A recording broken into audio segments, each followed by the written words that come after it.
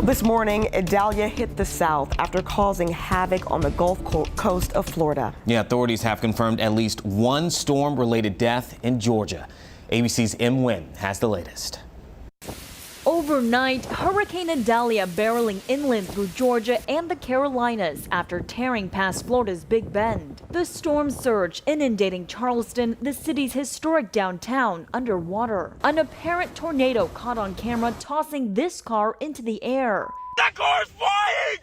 Slamming it into another. The storm taking off the roof of this veterinary hospital in North Carolina. In Georgia, downed trees and more than 160,000 power outages reported in the state last night. But the fast-moving storm left behind more devastation in Florida. The top of the roof just caved, slapped in on me and my 3 kids and my grandson.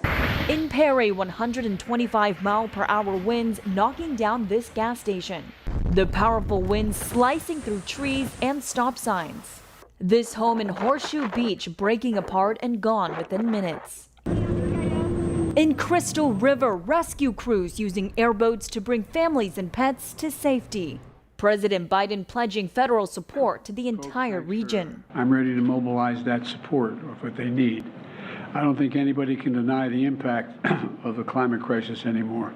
Just look around.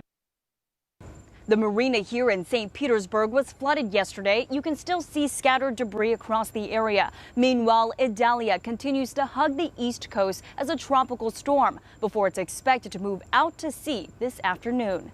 M. Wynn, ABC News, St. Petersburg.